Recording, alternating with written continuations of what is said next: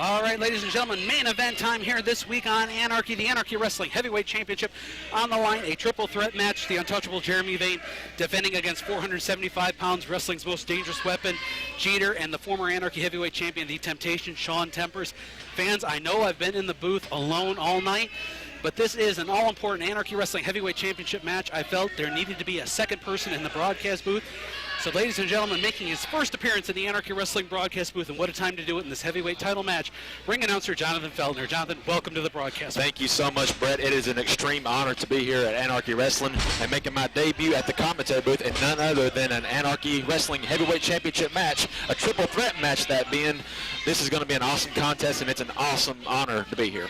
Well, Jeremy Vane is at a disadvantage in this championship match. He does not have to be pinned to lose the title. It's one fall tonight. First decision gets the championship. That is exactly right. It is such an unfair advantage, it seems like, in a triple threat match, because he doesn't even have to be, like you said, involved in the pinfall decision. Shaun Tempers could pin Jeter, Jeter could pin Shaun Tempers, and Jeremy Vane doesn't even have to be involved to lose the title. That's why it is so important for Jeremy Vane to not only watch his back, but watch everybody else in this match. And a little bit of strategy here by the Temptation, Shaun Tempers. He's standing out on the floor. He knows he can't be counted out. If the match goes on in the ring, all he has to do is wait for the opportunity for Jeter to be distracted, and he can go for the kill. That's right. You talk about a contrast in styles. You've got the technical prowess of the Temptation, Shaun Tempers, and the sheer size and magnitude of the wrestling most dangerous weapon, Jeter. You know, I've only been here collectively at Anarchy since the beginning of March, but every time that I walk in this building and I'm standing next to Jeter, I cannot get over the sheer power and the size of that man. He is just absolutely huge. Well, 475 pounds. I don't think I've ever been told his official height, so I do not know how big this superstar is, but he is a mammoth athlete. I can tell you exactly what his height is, taller than me. Well, that's great. I know you and I are no short stacks ourselves. Now, we're pretty tall, but he is extremely tall and just an imposing figure. And I mean, Jeremy Vane is an awesome champion. He's been doing it well the past couple of weeks, but I don't know if he's going to be able to do it tonight. Well, he's stuck in a bear hug by the 475-pound Jeter. You know, you and I do not have wrestling backgrounds. We're announcers by trade. Absolutely. But I can tell you, if you have a 475-pound man squeezing around your lungs, you're going to have difficulty breathing. Exactly.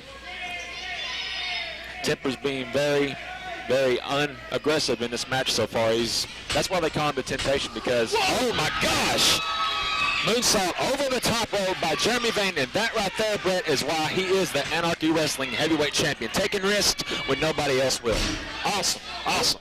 Well, for months now, Jeremy Vane and Shaun Tempers has wanted Jeremy Vane in the ring. Now when he finally had the opportunity, Tempers was out on the floor, and Jeremy Vane corrected that. Capitalization is the key for Jeremy Vane, but now he is staring down the barrel of a double-loaded gun, and that gun is Jeter. He just goes into the post. Well, that could be the last we see of Jeter. Jeremy Vane using the noggin. And that is a lot of man to hit the floor. A lot of man.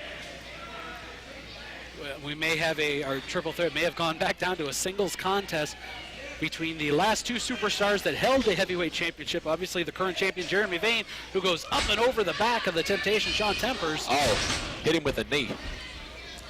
And, of course, the Temptation, the most recent person to hold the title before Jeremy Vane.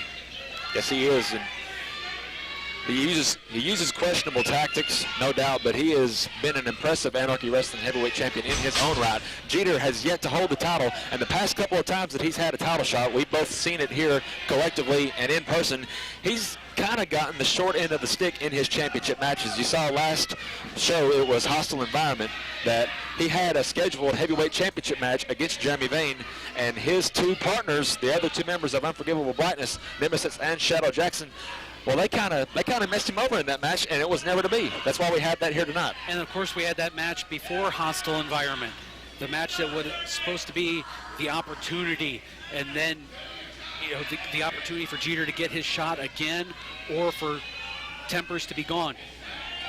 All we got was Tempers gone. Jeter gets his shot, never happening, and that was twice he was cost the championship. Yeah, twice. You know he has got to be probably the most hungry in this match. Tempers has tasted gold. Jeremy Vane has the gold, but Jeter has never really had the chance. But this is his chance right now, and he better capitalize because the action is going on in the ring. I think if there's any superstar on the roster right now that could walk out of Anarchy Wrestling at the end of the calendar year 2013 with championship gold, it's going to be Jeter. Oh, you know, it's almost like you see a car on the tracks and you see a train fixing to hit it. You don't know when it's going to hit it, but you just know that it's going to happen. I mean, it's a matter of time before he's got the Anarchy Wrestling Heavyweight Championship around his waist. I don't make a lot of predictions here, but I anticipate by the time we get to season's meetings in December, we could see Jeter wearing championship and gold. the thing about it is, pinfall, strong 2 count. But yeah, as you were saying, whenever he does win the championship, which we know it's going to happen sooner or later, it's almost like it has to. The question is, how long do you think that Jeter will hold the championship? You know, it's hard to determine at this point. I mean, we saw in the match before this championship bout the stare down between the Priest of Punishment, Michael Judas, and Jeter. Michael Judas may be the only one that can easily get through Jeter. And I don't even know if it's going to be that easy. I don't know. We do know that Jeter and Michael Judas have a very torrent history of their own. It was Jeter who sidelined Michael Judas for months in the steel cage match a while back. That very first opportunity we had to see Jeter was Michael Judas versus Jerry Palmer inside the cage. Jeter interferes, shelves Michael Judas right up to hardcore hell when we were in the War Games. They ain't trying to fight out of the sleeper hold. This crowd is getting behind him. It looks like he just might do it. Grabbing the hair of tippers. Jeremy Vane has even told me himself before he made his return at Hardcore Hell, he says, Brett, I'm not sure how the fans are going to respond tonight. I didn't know how they were going to respond. I left here, I wasn't the most liked individual on the Anarchy roster.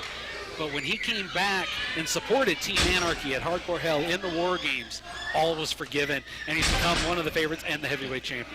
I remember that night, this place went absolutely nuts whenever he walked into that cage. And that War Games, I've seen a few War Games here in the past, but that one right there was just an awesome contest. And there was so much on the line. And of course, fans, if you missed Hardcore Hell or any of our super shows, you can check them out, the super shows on DVD. Check out the website, anarchy-wrestling.net, for all of your DVD purchases here at Anarchy. And of course, if you miss a single week of the action here, first off, shame on you for missing Anarchy. Exactly. But you can catch up with our past episodes on the website as well. Jeter's still trying to stir. He hasn't made his way back into the ring yet, but it looks like he may just try. If he wants any shot at winning that championship tonight, he has got to get back in the ring. You know, superstars are so used to being one-on-one inside the ring that when it comes to these triple threat or even multi-man matches, they almost forget that there's another body involved. And I think the Temptation may have forgot. Oh, gosh. Until now. Nice belly-to-belly suplex by Jeter, and that plants Tempers to the ground. He said that's it, and he may very well be right. Could be going for that big splash. He's getting... There's Michael Judas. Oh, my gosh. Michael Judas catches the foot of Jeter. Well, referee Dee Byers, I think he has every right to stop the bout. He does, but I don't think he's going to. After what happened earlier this evening with Jeter costing Michael Judas and Brody Ray Chase the tag team match that they ran against the Urban Assault Squad, you had to know that he had this coming, which leaves only Vane and Timbers in the match. Well, Jeff G. Bailey's got to be happy about that. There is a 475-pound roadblock to the heavyweight title removed. Oh, he's going for the DDT. Oh, no. Cover. He got him.